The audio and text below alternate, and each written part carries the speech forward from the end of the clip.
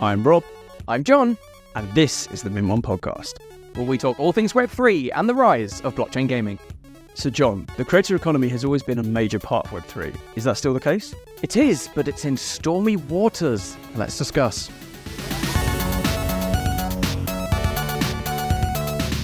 Okay, before we get started, you have this week me giving you the call to action. I'm just honest. I'm going to be transparent about it. We want you and need you to follow, comment, like, subscribe, 5-star podcast review on Apple, Spotify, wherever you can find us, and comment anything you want us to discuss, any people you want us to talk to. We have some interesting interviews coming up, and let us know what you think of John's blonde hair. So, John, creator economy, what do you make of it? Well, I entered the Web3 space in kind of early 2021, kind of before the Web3 creator economy really exploded and anyone who could open Microsoft Paint was making ludicrous amounts of money, producing mostly tosh. And, I've been through the heyday where prices were at their all-time high, and every 10,000 piece PFP mint was flying off the shelves, and through all of this boom period. And then we got into 2022 and especially 2023, where things have slowed down and a lot of creators have moved on. I mean, otherwise kind of leaving Web3. We're seeing some of the infrastructure that people rely on kind of fading away. And they're not all fading away, but they're all struggling in one way or another. Even the massive companies. I mean, I have absolutely no idea how or what the financial situation of companies like Animoca Brands is, but I would imagine they're doing much worse today than they were 2 years ago. And if they're one of the monoliths of Web3, then everyone else is going to be in some difficult times, let's put it that way. And so it's a tough one. It's still, or I still see it as incredibly important, and it will be the bedrock of whatever Web3's future is, whether we do have another boom period or whether we continue on this kind of middling kind of crap time with this for the last 2 years. But it's still vitally important. But it just, with things having not been as positive over the last 2 years, it's I can understand why some people are losing help, but should they? I don't know. So I'll put forward the case that no, they shouldn't, based on primarily, but I mean, this is how I see it in the simplest form. The creator economy outside of Web3 is just growing in every conceivable way. Whether you are a content creator, where now you have so many revenue streams. I mean, 15 years ago, I think I started creating online content probably close to 15 years ago. Like just basic articles and stuff. Making any money at all was insanely difficult. The only people I knew that were making money were doing Google ad revenue, and even then you weren't really making much money. I think the starting affiliate links were around then, but nobody was making crazy money. I mean, there was a few people obviously, but generally the average person, it was very hard. Now, TikTok creator has overhauled how much because they were paying you embarrassingly low amounts of money, but now if your content is over 1 minute, they pay you more, and apparently it's good, like genuinely good money. YouTube's obviously been incredible for a long time, including shorts. Google ad revenue is the same. You can still make great money from that. You can monetize Instagram, you can now monetize Twitter, X, whatever. And I've seen so I follow a number of people that do basically online business stuff. Like they're always trying stuff and showing how well it works. And they're showing the money that they've been making off of Twitter. It's very hard to get monetized on Twitter. You have to have something like 10 million impressions in a month or something on your tweets. So it's quite hard, but if you do get it, I mean, one guy had 8,000 followers and he was making over $3,000 a month. So look, the point is that now, and that's just content, the creator economy is massive for content, but also in games. I mean, Roblox is borderline criminal in how they pay people. It feels to me, it feels exploitative.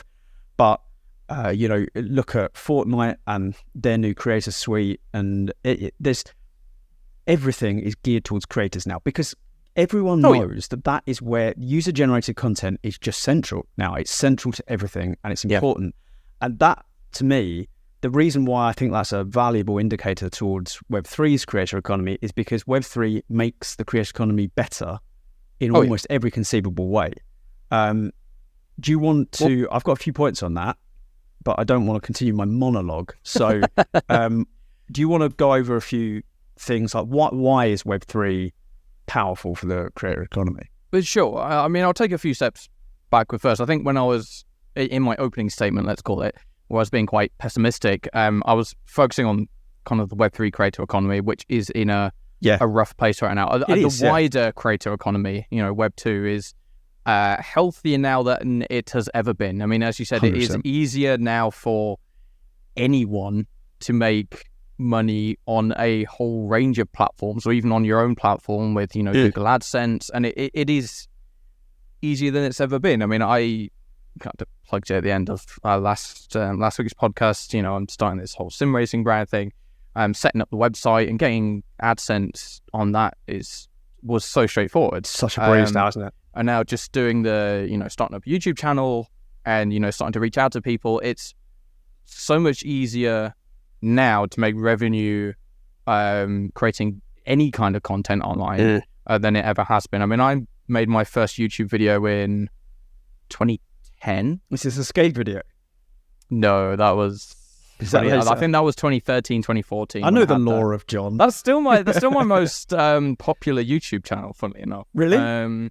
Yeah. For those that don't know, when I was like 15, 16, I started a kind of skateboard brand. We did, merch and YouTube videos and all this stuff. I think my most popular video has like 70,000 views. I'm going to double check this. Not bad. Because I've not looked at it in a while, and now I'm curious.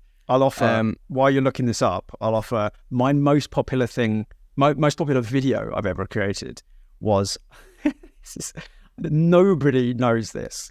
Oh, God. I got into the Star Wars, The Old Republic MMO beta, and I created a character on the beta, and I created a PvP build for that character. Wow.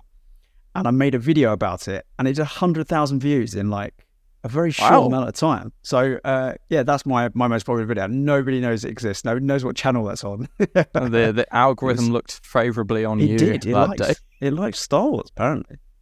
Yeah, I've just had a look at that channel. It was 48,000 views, so a bit shy of 70k, but every now and again I do watch it back. It's 8 years old now, and it is cringy as fuck.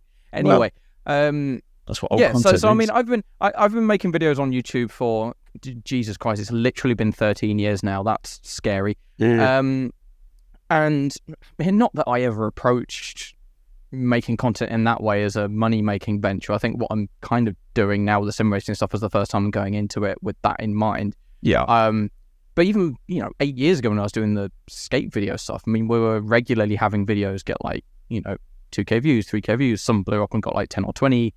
This one got 48, so close to 50, and even then it was difficult, but you could start to see it becoming a little easier. But there wasn't all these sponsorship opportunities. There wasn't NordVPN reaching out to every YouTube creator under the sun to throw money at them. Whereas today it's a very different environment. You don't have to be a YouTuber with 250,000 subscribers to make a decent amount of money off it, enough to sustain one person. And to tie this back into the Web3 creator economy, I'm kind of surprised by how much the Web3 creator economy has relied on what I would see as kind of more old-fashioned social networks and content platforms. Yeah. With it being still so bad. I mean, everybody has Discord. That's like nothing new. But when you think about Web3 focused YouTubers, for example, people playing blockchain games and that being their living, I can only really think of between 5 and 10, which at this point I think is pretty crazy. I mean, obviously you've got people like CoffeeZilla, but I mean, they're more analytical. They dive into the scam side. They're, I guess, anti-NFT and anti-Web3 in a way. So yeah, that shocks me when again, I hate to keep mentioning sim racing stuff, but I mean, even that, which is a niche of a niche, there's like hundreds of people just making content that, I mean, yes, not many people may see a lot of it, but it seems like there's this gaping hole for creators in Web3 to expand into better platforms than just text-based ones, and we just haven't seen it, which is curious to me. I think it is a bit weird that we didn't see. So decentralized social media was a really big aspiration for a lot of companies in Web3, and even during the boom, they couldn't get it to stick. They just couldn't seem to. This is so. When I look at reasons why Web3 is important to the creator economy and can improve it, I'd say decentralized social media should be a part of that, but it isn't, and I can't see it happening anytime soon. Well, I just think decentralized social media is just so difficult to use.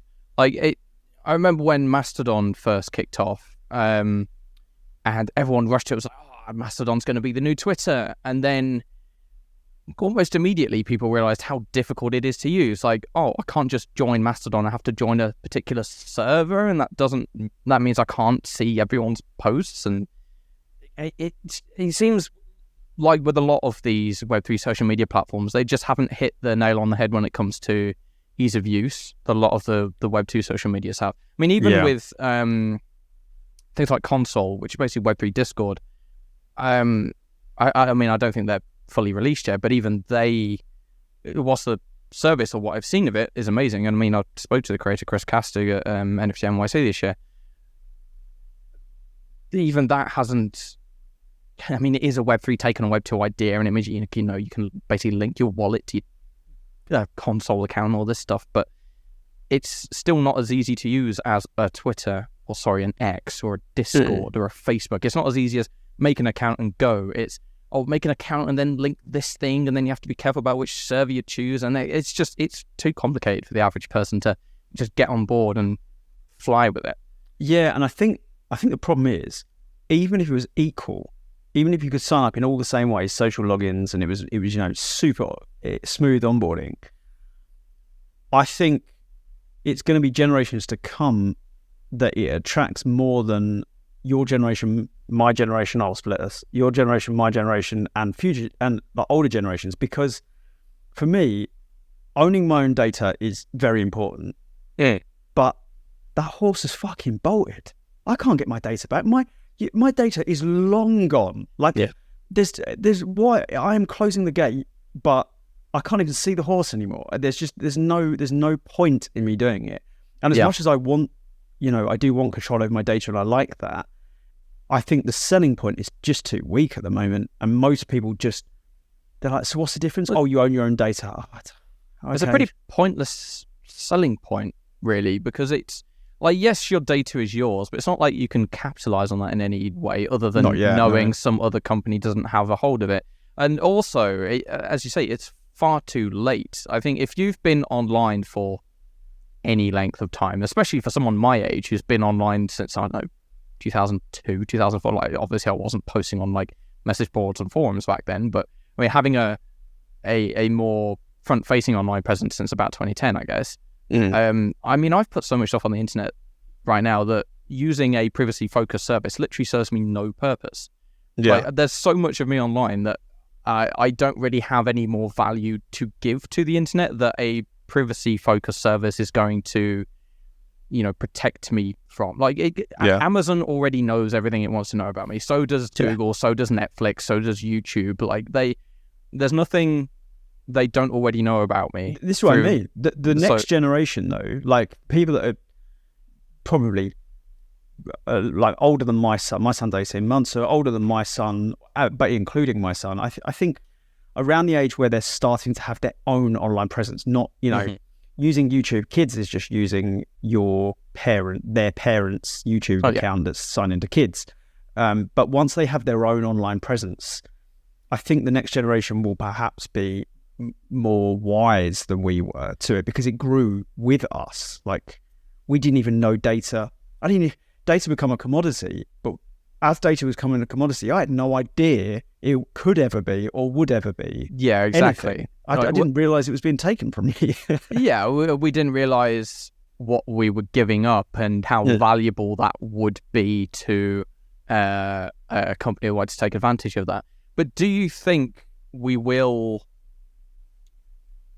regress isn't the right word here, but do we think that the next generation will have more control over their own data and they will have the choice to be more in control of their privacy? Or do you think we're going to go the other way, where openness is just the norm and, particular services, particular, bits of software or whatever it is, just become less useful to you unless you give up that privacy that is so valuable? I think, confusingly, it's going to be a little of both, even though they're pulling in different directions. This ties in perfectly to the creator economy, but I think one of the key parts of what Web3 will have going forward is the digital identity, the self-sovereign digital identity, where you kind of have an inbuilt reputation system where, your online, because at the moment your online presence is completely disparate. You don't know that my Epic Games is the same as my Amazon. I mean, you maybe could trace it because I think I've claimed a drop for Rocket League from Amazon. But anyway, the most things aren't connected in a way that's either public or they're not connected at all. Whereas what we're heading toward, whether we actually achieve this or not, is just like a centralized, ironically, but like a consolidated is a better word for it, a consolidated identity that just connects to everything, like one identity that connects to everything. And I think the value of this is, we've seen how important the verified blue tick became on like Instagram and Twitter. Yeah. You could essentially have that for everything you do. And it would, scams would be harder, and your reputation would be tied into this one account, which would be, amazing. And I think that will fundamentally change how data works and what we do with it. I think also legislation has evolved over the past 15 years as to what people can do with data. I mean, I can't pretend I know the ins and outs of it, but Facebook's selling of data was apparently abhorrent. I don't know quite how deep that goes. I know it's a very long rabbit hole I can't be bothered to dive into. There's enough dystopian stuff to keep me amused. But the digital identity side could be, I think, important to the creator economy going forward, because you have this, like if someone's an amazing creator, you could see where they are everywhere, and that person, it is that person doing that, and we can have this one sort of thread that ties everything together, which makes things less complicated. So this is kind of a little parenthetical, but it's connected. I was talking to somebody on Twitter this week about creators. It was in light of the OpenSea thing, which we'll come back to. And I was saying there should be a platform where people can invest in creators. And I don't know if this exists yet. I really hope there's no, VCs that are going to take this to somebody who can build things better than I can. But imagine a platform where creators can sign up. This is already happening. Creators can group together in creator guilds, creator DAOs, and you become a part of a community of creators. But then imagine you could invest in a creator, and then that creator's earnings through revenue shares and sponsored posts and things like that, you get a cut of it based on the investments. You could get a return like stocks. Essentially, you can invest like stocks in creators. I think that could really work with Web3. It couldn't really work before, but you could really work that with Web3 on smart contracts. And that'd be a great way for new creators creating amazing stuff that just aren't getting any views. And let's face it, there's myriad of those, talented people that just either don't know how to play the SEO game, or the algorithm is just not, paying them much attention, or they're brand new and they just haven't got the following yet. I think that'd be a really good way of rise, like a merit-based system where you could kind of rise creators to the top. What do you think? So I think some creators in Web3 have tried this, but not through a third-party platform. Some people have created, membership pass NFTs. I'm not wearing it now, but I have little kind of pendant for my cool cat that was made by a creator who has a membership, and so some of these kind of schemes are working, but it is very much you find a collection you like, a creator you like, a service you like, and they'll have their own system for this. I think there is already a need for some kind of centralized service where you can find these sorts of things on. If you think of so many of our like entertainment things are centralized now, whether it's like movies with Netflix, or you'll watch all your video content through YouTube on TikTok or whatever. Even within Web3, really, MetaMask is the wallet, and if you are a game or a collection or whatever, you have to have MetaMask integration. That's not really a choice.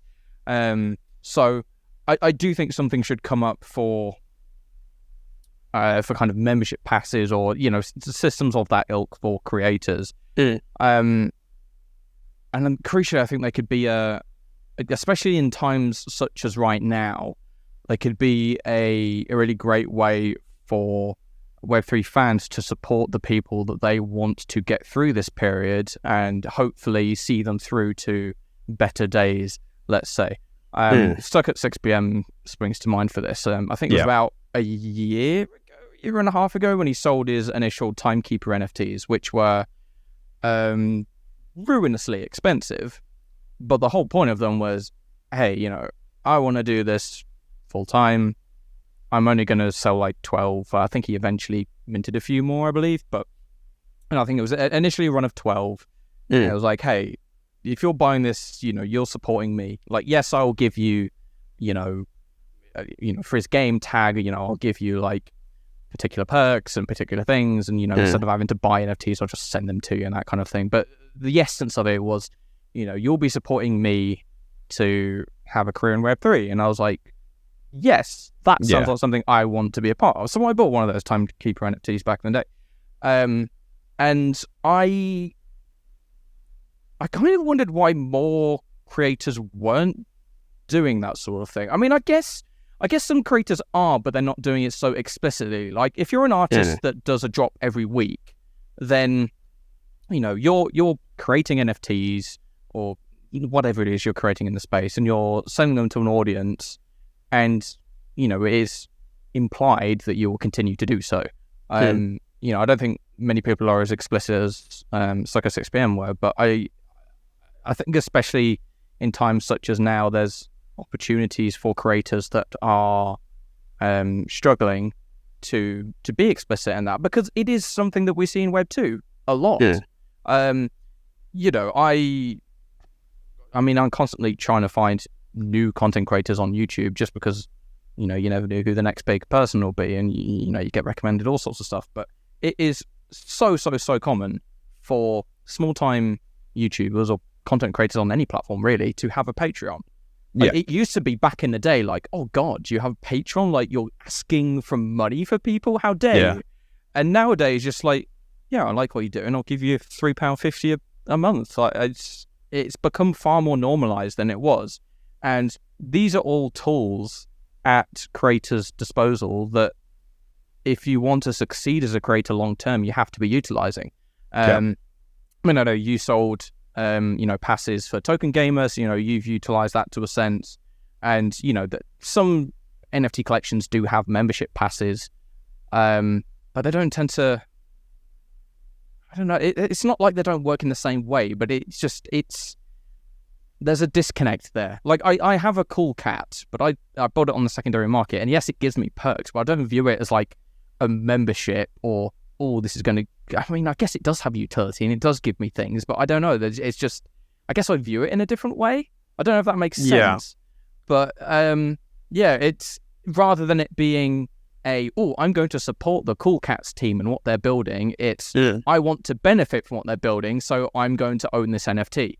Whereas with Stucker 6 PM, it's I like this person, I like what they are building. They might be building something completely different in 18 months, but I am certain that whatever he continues to do in the space, it's going to be of value and something that will be of benefit to lots of people. So I want to support that person. So yeah, to go back to the point of a platform, yeah, I think it's overdue, and I'd be surprised if there aren't people trying to build that kind of thing. But I would imagine it'd be very difficult to create a service of that kind that becomes the go-to. Like there is, 6 dozen Web3 game launchers right now. None of them is really pulling ahead. Yeah, I think one of the problems would be that you need complete transparency on the creator's part on, what they're making and stuff. And that kind of requires blockchain to be embedded in everything, which it's not. Or complete honesty, which is obviously difficult to get. I mean, it kind of is that you've touched on almost like a beta form of it exists in buying NFTs and tokens of a ecosystem. Yeah, like a Cool Cat or whatever. Yes, you could be buying it because you like it and you want to support them, but also if they do well, you do well, because then your Cool Cat goes up in value. And that's true of really NFT or any token. If you bought Matic, like Polygon's token, and then Polygon keeps signing these crazy partnerships and the token value goes up and up and up, then them doing well is you doing well. And it's the same as, buying anything in the stock market. So really, I just want to see a more creator-centric one. I think the NFTs work to an extent, but I would like to see something more smart contract centric, where it's just I wish I didn't point out the amazing transitions. Every time we do a really good transition, I'm like, oh, that was a really good transition, but then I killed the very good transition. What I was going to say is, this is one of the major benefits of the creator economy in Web3, is you can have automated royalty distribution through smart contracts. Yep. And you can bypass platforms and publishers doing things, which isn't as bad as it sounds, but it can get in the way. And this is why people are so outraged about OpenSea, and OpenSea going back on its initial promise of forced creator royalties on secondary sales, and now they will be binning that from early next year, which has annoyed a lot of people, and it annoyed me, particularly because, so I think if you created a platform where you said, look, we're not guaranteeing that there has to be royalties for secondary sales, I would say, okay, that's, I don't think that's as good as if it was forced, but whatever. Like, you don't want to force it, don't force it. But the fact of the matter is, OpenSea did force it, and it was integral to their model, and they attracted a ton of talent and artists to their platform, and now they've kind of taken it away and left them a little bit stranded. And obviously, OpenSea is still one of the biggest, if not the biggest, NFT marketplaces. Yep. So people gravitate toward it, and now you have to go, well, do I want to go somewhere else and risk not as much exposure, or do I want to just hope people pay the creator royalties?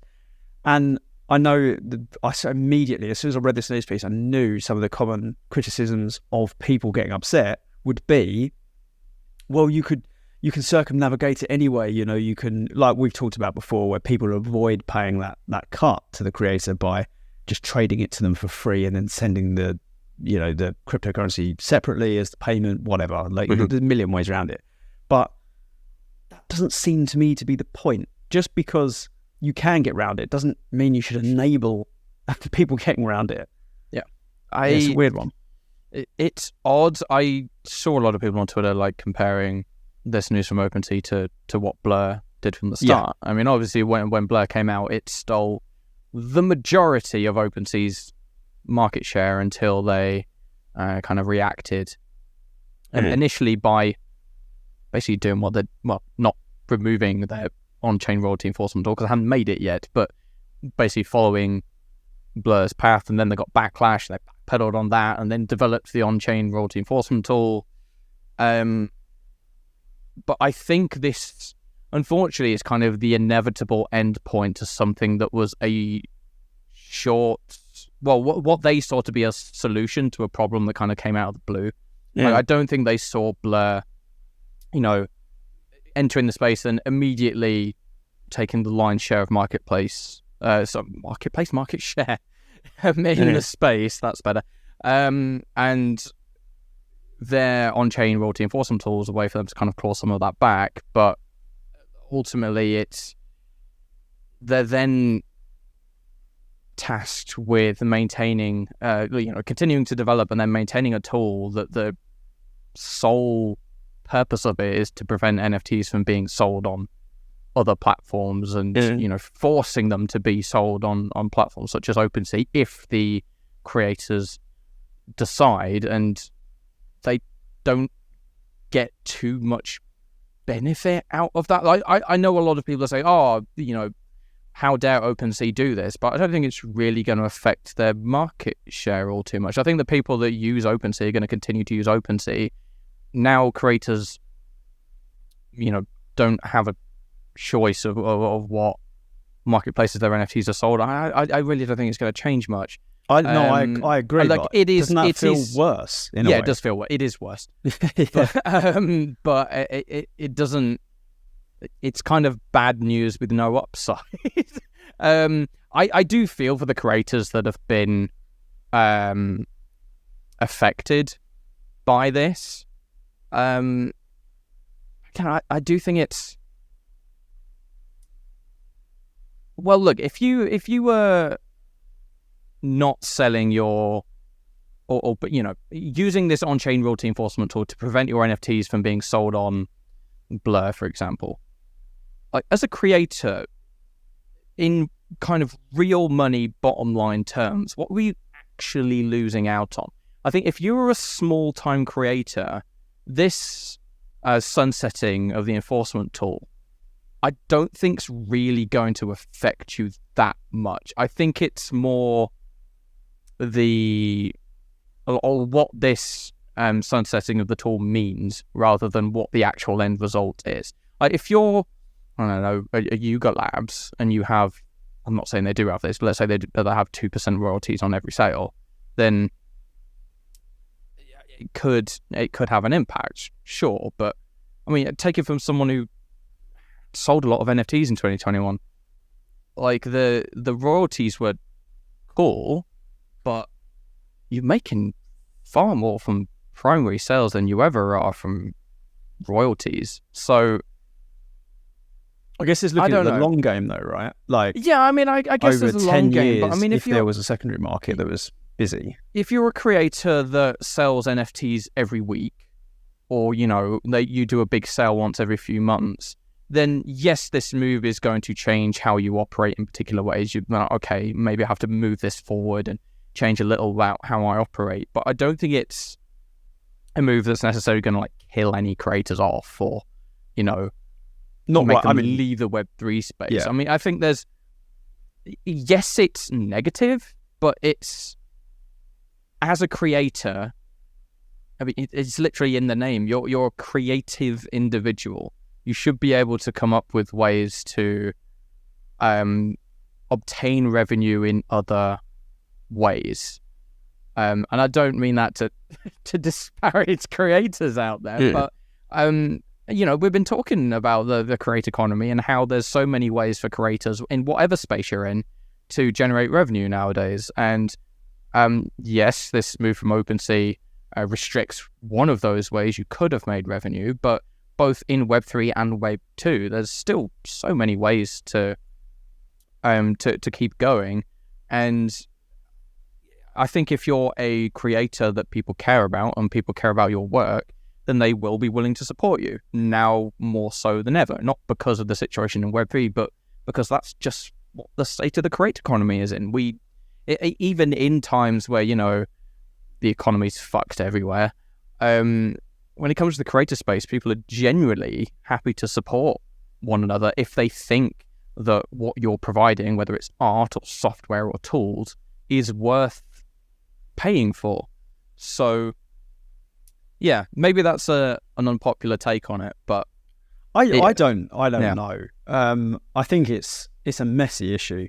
I think what bothers me most is the principle as opposed to the reality. It seems to me that OpenSea. So the reason OpenSea say they're doing it is technical issues with its operator filter. I don't even know what that means, but it strikes me as unlikely that they couldn't find a way around some technical issue. But whatever. really, I would suspect that the reason they're doing it is to try and stimulate a secondary market, which is obviously down heavily. And like you said, most creators are not going to see any difference from having no creator royalties to having some. I don't think OpenSea will see a difference. Exactly. I don't think OpenSea will see a difference either. So it's kind of, I just don't like it doesn't feel like a moral move. It feels like a really dodgy move. And you mentioned Yuga Labs, so funnily enough, they were not pleased. The CEO, Daniel Allegra, has said that we should be protecting creator royalties basically at all costs, and they are pulling away from OpenSea with their they've got some tools and partnerships and things, and they're just pulling away from OpenSea completely.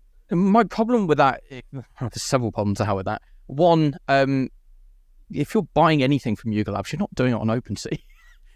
To be cruel about it, like if you're buying a Bored Ape or something, you are going to choose a site where you can get around creator royalties, because you're spending 5-6 figures. So I don't think OpenSea are all of a sudden going to be upset that you can no longer buy, sell, and trade Bored Apes on their site, because it's not like anyone was really doing that anyway. And also, yes, OpenSea have been put in this position because of their own success, but again, Daniel Allegra, they're saying we should protect creator royalties, and kind of implying it's on OpenSea to do that because they're the biggest player in the space. If they want to protect creator royalties, which I mean it's their right to, and I think if that's something that they've tried to factor into how they operate in their revenue, then I think it's only fair. But to me, this is something that would have to be tackled on a much bigger level than just the number one marketplace has this enforcement tool you can use. At the end of the day, it's and this conversation was had out on Twitter when Blur first came to the table. Ultimately, the problem is with what people are or are not willing to pay when it comes to buying, selling, and trading an NFT. I've got this piece of art on the wall that's from a wax collection, and I got I think I bought an NFT and then they sent it to me in the post. If I wanted to sell that physical artwork for, I don't know, let's say I sold it for 100 quid. If I then had to give the original creator 10 quid out of that 100 quid, it would feel very odd. But that's because that's what the norm is when it comes to physical art and most physical things. Like if I have something physical and I resell it, I don't expect to give whoever manufactured that product or created that piece of art any kickback. I know there's obviously a push in Web3 to be like, we're going to make art valuable. We're going to make sure creators always get a kickback, that they get fairly compensated for their work. But what is fair is different for everyone. And I tend to be in the camp where I would pay royalties, but I would like the choice on whether I pay royalties or not. So, if it is a small-time artist, I'm more than happy to give a small-time artist like 3, 4, 5, 6, 7, 10% if I sell their NFTs on, because I think that creator, their small-time, they might deserve it. Something like Yuga Labs that seem to have a bottomless pit of money, I'm not going to feel bad about not giving them their 2% if I have a Bored Ape and I decide to sell it.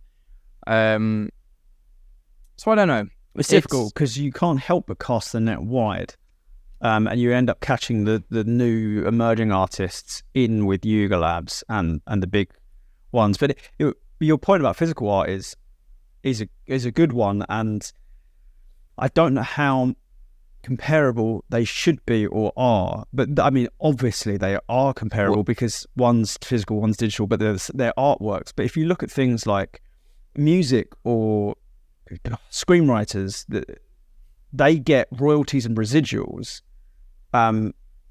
indefinitely or for 100 years or whatever the thing is. So I do like the sort of a longevity of returns on creating something worthwhile. And I don't know how much it matters for just purely digital art. I don't know how much it matters. Well, the end customer is the same, really. what I mean by that is there's no expectation in the real world if you sell something that the creator or the manufacturer, whatever, will get a kickback. So when we moved into Web3, especially if we're tough on, well, not tough, but we really want the general public to get on board with Web3 and to, embrace it and to start trading crypto and owning NFTs or whatever, or just, subconsciously being a part of this space, they're going to come into it with the same idea that they come from Web2, which is, if I do sell something, I'm not expecting to give 5% back to the person who made it in the first place because I own it. Like, so why am I giving anything back to the person who made it? And I guess this is kind of an issue with the Web3 creator economy, is that, especially when I came in 2021, there was this big push from creators being like, we're going to be fairly compensated, and, I'm always going to get royalties from my work, and it's a great way for me to sustain being in this space, where obviously that was in the best interest of the creators, but it's debatable whether that was in the best interests of the fans of Web3. It was kind of something that was heavily pushed by, and still is heavily pushed by, collections, without really asking whether the buyers and the sellers of these pieces of art or NFTs or game items or whatever they are really want it. And I mean, we saw from the explosion of Blur that given the choice, many people will choose not to pay creator royalties. And I think, especially now when we're in a time where money is tough for a lot of people, if they are in the NFT space and there is an easy way to save 2% by just using a different marketplace, then they will do that. So there is, I don't know, maybe I feel a bit jaded about it. No, I think it's an interesting topic, and I'm not certain which side I fall. Obviously, I can't help but try and support the artist, and I know you're the same. Because I have a background in that, and I know how much small amounts of money can mean to emerging artists and new artists and people who want to try and make a life where they do what they love. There is while you're talking, it made me think of the flip side of having the positive for creators of having no creator royalties is, let's say it does stimulate secondary sales of your collection. That means your collection is moving more, which means more people are seeing it, both on charts and more people are collecting it, which is improving your brand. And if you are consistently creating, which I think all creators should be, like if you've created one collection that did really well and then you never do anything ever again, you can't expect to just sit on that. You haven't written a Christmas number one. You're not going to just feed off the royalty checks forever. So if you are consistently creating and your collections, because of no royalty fees, selling slightly more, like maybe 10% more, 15% more, that's advertising in a way, and it's getting your brand out there. So there is a positive. I don't know how much it weighs against negative. No, the reason I smiled halfway through sentences, it made me think about something Tom Scott said in a video several years ago, where when he got onto, royalties of musicians, and that, if you create like a hit song or something, you get like the lifetime of that person plus 75 years in copyright or something ridiculous. Yeah. And he was just saying like that's far too long, and he was advocating for that being like, I don't know, 50 years. So, for example, stuff that was made in the 70s would now be in the public domain. I don't know how the hell public domain is going to work with NFTs, because presumably copyright law still exists there, but the nature of NFTs, well, actually, now that OpenSea have removed this royalty enforcement tool, I guess you can kind of get around having to pay the royalties. but anyway, that played on my mind. But yeah, it's odd. As you say, I do agree that we should be supporting creators, but this is probably going to be unpopular, but it's difficult to feel sorry for creators that are not able to sustain their work in Web3 right now, especially when I think of a lot of the creators that I like. I think a lot of them are more than talented enough to find ways of still doing their own thing, but doing it in Web 2 and finding a success of themselves. Can I offer a small counterpoint to that? Sure. So I mean, I agree to an extent, I do think people. So it comes down to the same thing that it's been for probably 500 years, but creators are often really shitty business people. Oh yeah, absolutely. And I feel sorry. That's patronising, but I have a degree of empathy for people who are really, really creative and excellent at creating. And NFTs are like, oh shit, I can just do what I love, put it on here, and they make money. I don't have to market it because it markets itself on the charts. And then all of a sudden, they now have to come up with all these different ways of making money through social media and other revenue streams. And perhaps they just really suck at that. But then, as much as people don't want to act like it is, art has always been business. Like, the best artists are good business people. Yes. And, The War of Art is a brilliant book on this. It discusses basically that exact problem, where you have to be a business person. The best, I mean, if you look at Damien Hirst, right, one of the most famous artists on the planet that's still alive, like right now, currently active, he's an incredible business person. He's incredible in marketing. He knows exactly what he's doing.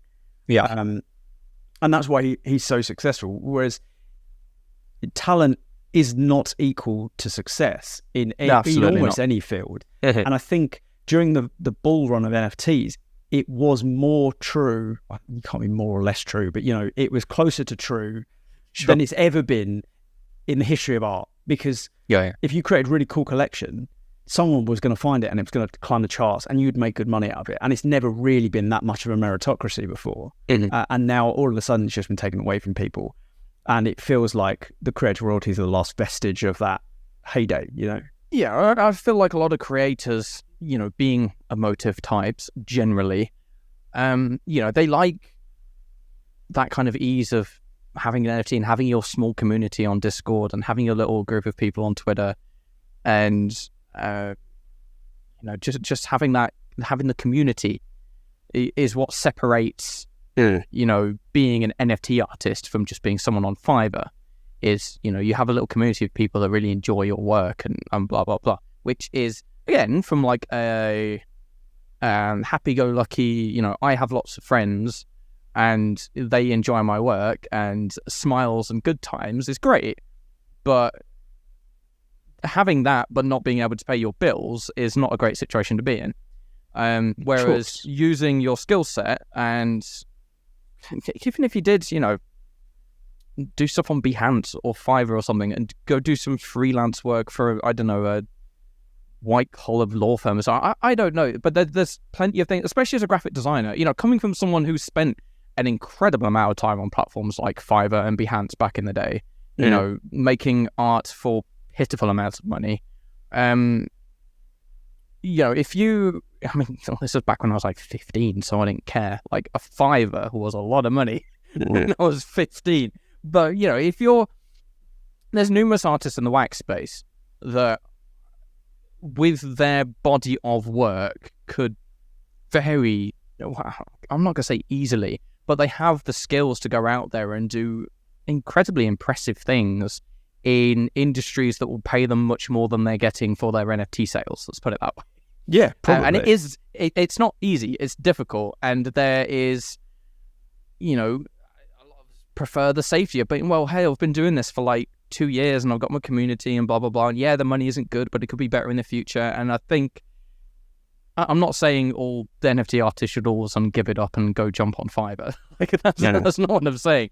But, don't put all your eggs in one basket. Like, if you're a talented enough artist or creator or Web3 game developer that you're having some success with your NFT sales in that realm, then you can certainly translate that into making a success somewhere else. And so, you should diversify and, do what you can to stay above board. And I think if Web3 comes back, to its heyday, then hey, you've still got your presence ongoing, you've still got your community, and you can reap the rewards when that time comes. But there's no shame in trying something else out, especially when times are as tough as they are now. And if you're an artist, then, it's if you found success for the first time in the NFT space, then that doesn't mean that just Web3 NFT people enjoy your work. It means that you are going to find fans of your work elsewhere. Yeah. And it just happens to be that Web3 was the first place where you found that. So, go out and get those bags. Wherever it is that you can do that alongside what you're doing in Web3. And to tie it back into the OpenSea news, yes, it's unfortunate, but it was, at least in my view, inevitable. I don't think as creators, in any sense, we can rely on the perpetual royalties aspect of NFTs to be any sort of addition to a bottom line. It should be seen as an extra, not as I'm relying on this to get me through things. I don't know what the future of royalties, like perpetual royalties for NFTs is. I mean, as I said earlier, I would like it to be in a situation where I can choose to give royalties to particular creators. But again, there's ways around that. I mean, even if there was no royalties on any NFTs, as an artist in Web 2, you can... not as an artist in Web 2, let's rephrase that. If you were an NFT artist and you couldn't have royalties in your NFTs at all, that doesn't stop you from also creating a Patreon or also having some other way for people to support you if they want to. So, they run parallel, don't they? That's for exactly. sure. I think to end on kind of a positive note as well, you keep mentioning communities, and I think that really is a selling point of the Web3 creator economy. I think communities are generally better, not because of how engaged people are or anything like that, but through DAOs and through just ordinary communities, but with tokens and NFTs, the fans and the supporters of an artist or a community are active participants. They're not just, passive consumers. They are more engaged, and they can, through DAOs, they can influence where an ecosystem goes, depending on it. There's plenty of art-based and creator-based ecosystems. Yeah, you can help guide that, and I think that you're not necessarily guaranteed an engaged community if it's outside of Web3. It's quite hard to foster that level of engagement, whereas Web3 really plays to it. I think the only way as an artist you really get the same sort of experience is if you live in some sort of bohemian commune. I knew you were going to say that. Yeah. And there is no way to create that community of. It doesn't matter whether it's 10 people, 50 people, 20,000 people. Yeah. It's very hard to replicate that as a creative in any space. Yeah. So I want to add one more thing before we sign off. Do you want a little royalty story? I don't know if this is definitely true, but the person I heard it from is a reliable source to my ears.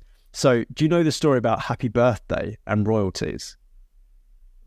Vaguely, but go on. So, when I was growing up, and definitely when you were growing up as well, you would on TV shows, if they sung Happy Birthday, they would go, Happy Birthday to... which is, I think, Stevie Wonder, right? Mm. Do you know why they use that song? Something to do with royalties for the more well-known... The Happy Birthday. Yeah. So its royalty hadn't run out, and whoever owned it made it extremely expensive to use in any TV show or production or anything. So nobody could use the Happy Birthday song, and obviously birthdays are pretty common in life.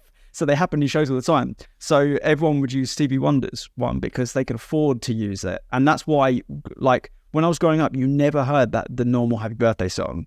No, I do vaguely remember this back in the day. I'm not sure if it's true or not, but it was something like $10,000 anytime anyone say it. I think I mean, the guy's absolutely insane. Whoever owned that. But I think it's now run out. So people can use it. It is. I believe it has now run out. But it's that reminds me of, is it Bruce Buffer or Michael Buffer? I'm not going to say it in case anyone. But the whole, what they say before a big boxing match. Oh yeah.